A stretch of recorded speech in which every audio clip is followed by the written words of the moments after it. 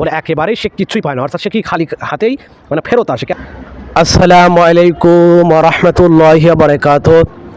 সম্মানিত দর্শক শ্রোতা, দিনী ভাই ও বোনেরা, আশা করি মহান আল্লাহ তাআলা আমাদের সবাইকে অনেক অনেক ভালো রেখেছেন, সুস্থ রেখেছেন, আলহামদুলিল্লাহ।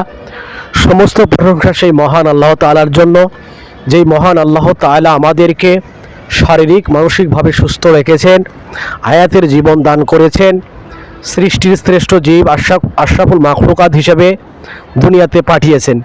শুধু তাই নয়, শ্রেষ্ঠ নবীর শ্রেষ্ঠ উম্মত হওয়ার তৌফিক দিয়েছেন। সেই জন্য সেই মহান আল্লাহ তাআলার দরবারে শুকরিয়া আদায় করছি, আলহামদুলিল্লাহ।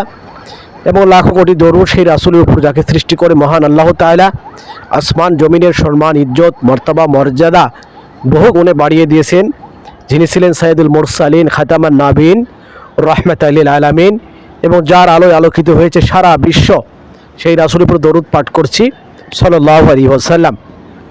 সম্মানিত দর্শক শ্রোতা, দিনী ভাই ও বোনেরা, আপনারা এই মুহূর্তে যেখান থেকে এই ভিডিওটা দেখছেন, দেশে বা প্রবাসে, গ্রামে বা শহরে, পথে বা প্রান্তরে, সবাইকে জানাই আন্তরিক ধন্যবাদ এবং মোবারকবাদ। দোয়া করি মহান আল্লাহ তাআলা আমাদের প্রত্যেকের জীবন যেন সহজ করে, সুন্দর করে এবং দিন ইসলাম অনুযায়ী চলার তৌফিক দান করে, আমিন। তো ভিডিও শুরুর আগেই সবার কাছে বিশেষভাবে অনুরোধ করব যে ভিডিওটা শেষ পর্যন্ত দেখবেন, এবং এখানে যদি দিনের ব্যাপারে ভালো কিছু থেকে থাকে যার দ্বারা মানুষের একটু হলেও উপকার হবে দিনের লাইনে, ইসলামের লাইনে, তো ভিডিওটা শেয়ার করার অনুরোধ রইল। সম্মানিত দর্শক শ্রোতা, দিনী ভাই ও বোনেরা, মহান আল্লাহ তাআলার অশেষ রহমত, অনুগ্রহ, দয়া, ভালোবাসা যে মহান আল্লাহ তাআলা আমাদেরকে হায়াতের জীবন দান করেছেন এবং সুস্থতা দান করেছেন, অর্থাৎ আমাদেরকে শারীরিকভাবেও সুস্থ রেখেছেন।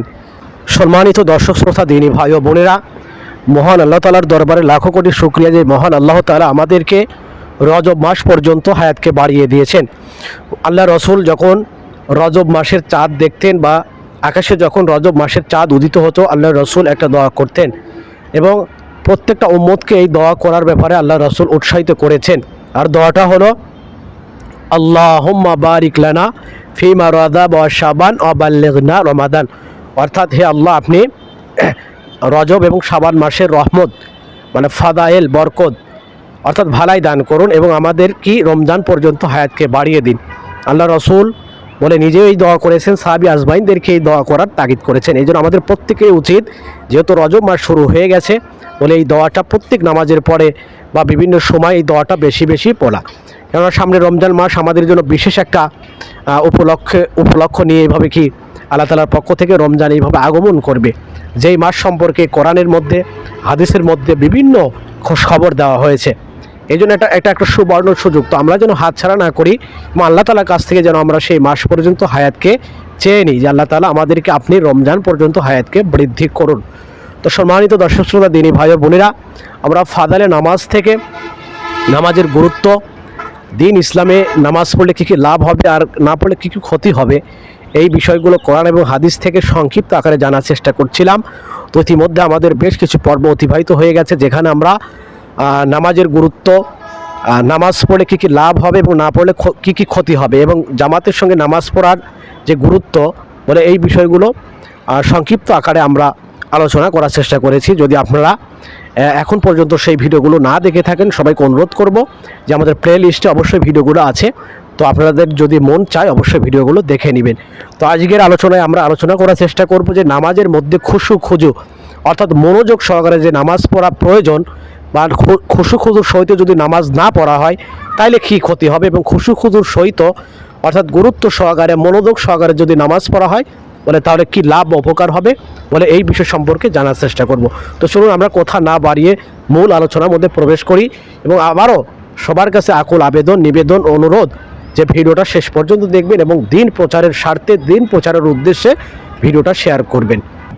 নবী করিম সাল্লাল্লাহু আলাইহি ওয়াসাল্লাম ইরশাদ ফরমাইয়াছেন, মানুষ নামাজ পড়িয়া শেষ করে আর তাহার জন্য সওয়াবের 10 ভাগের 1 ভাগ লেখা হয়। আল্লাহ রাসূল ইরশাদ করেন, মানুষ নামাজ পড়িয়া শেষ করে আর তার জন্য সওয়াবের 10 ভাগের 1 ভাগ লেখা হয়। এমনইভাবে কাহারও জন্য 9 ভাগের 1 ভাগ, আবার কাহারও জন্য 8 ভাগের 1 ভাগ, কাহারও জন্য 7 ভাগের 1 ভাগ, কাহারও জন্য 6 ভাগের 1 ভাগ, কাহারও জন্য 5 ভাগের 1 ভাগ, কাহারও জন্য 4 ভাগের 1 ভাগ, কাহারও জন্য 3 ভাগের 1 ভাগ, কাহারও জন্য 2 ভাগের 1 ভাগ, অর্থাৎ অর্ধেক সওয়াব লেখা হয়। আবু দাউদ।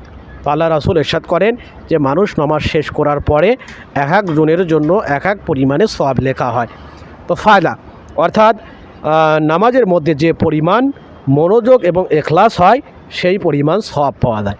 এই যে এখানে নামাজ খুশু খুদুর সহিত গুরুত্ব সহকারে মনোযোগ সহকারে ধীরে স্থিরভাবে পড়লে যে লাভ হবে, যে উপকার হবে, যে সওয়াব হাসিল হবে বলে এখানে কিন্তু এই বিষয়টাই উল্লেখ করা হলো যে মানুষ যে নামাজ পড়ে কত যত্ন সহকারে পড়ছে, কত ধীর স্থিরভাবে মনোযোগ সহকারে পড়ছে বলে এই বিষয়ের উপর নির্ভর করে মানুষের এই নামাজ পড়ার সওয়াব কম বেশি হয়ে থাকে বা থাকবে বা হবে।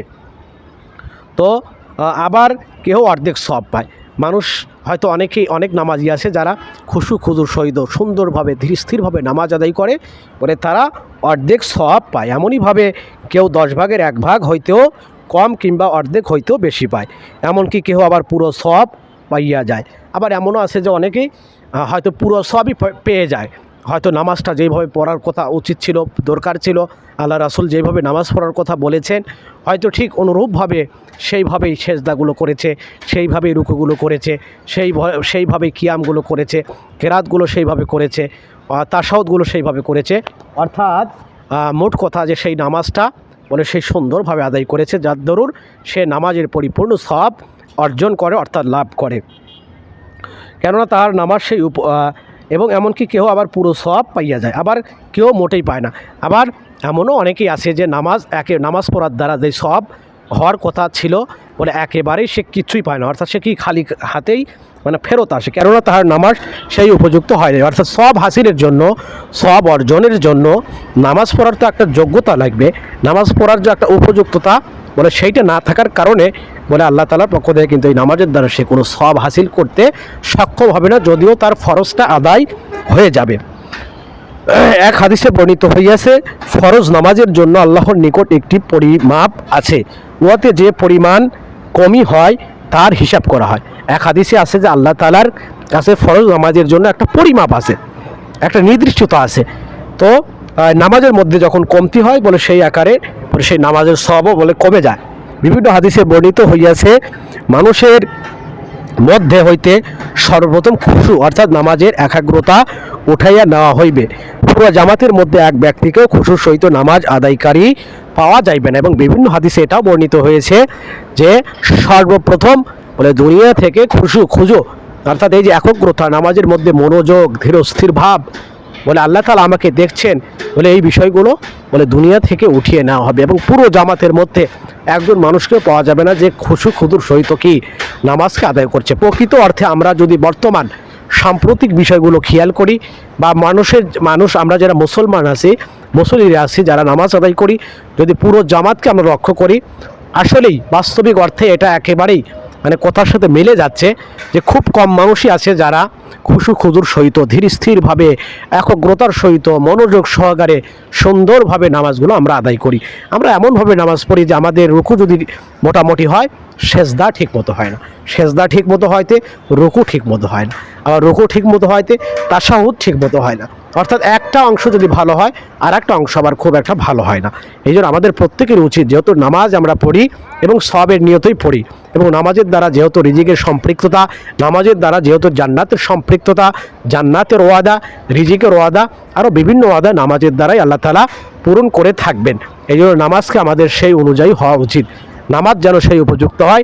এই জন্য অবশ্যই আমাদের চেষ্টা, মেহনত, দোয়া আমাদের জীবনে বেশি বেশি রাখা উচিত এবং আমাদের এমনভাবে নামাজ পড়া দরকার যেই নামাজটাই আমার জীবনের শেষ নামাজ। কেননা আমি জানি না যেই নামাজ পড়ার পরে আমার হায়াতটা কি থাকবে না থাকবে না। এবং যখন নামাজে আমি দাঁড়াবো বলে আল্লাহ তাআলা আমাকে দেখছেন, আমি যদিও আল্লাহ তাআলাকে না দেখছি বলে আল্লাহ তাআলা আমাকে দেখছেন। যখন এই নিয়ত, এই ইখলাস, এই তাকওয়া, এই ভয়, এই একাগ্রতা, এই মনোযোগ আমার মধ্যে থাকবে তাহলে এই নামাজের দ্বারা যে সওয়াব হাসিলের কথা বলে সেই সওয়াবটা আমরা পরিপূর্ণভাবে অর্জন করতে সক্ষম হব।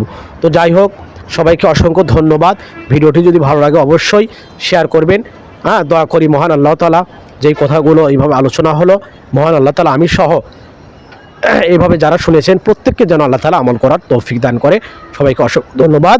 আসসালামু আলাইকুম ওয়া রাহমাতুল্লাহি ওয়া বারাকাতুহু।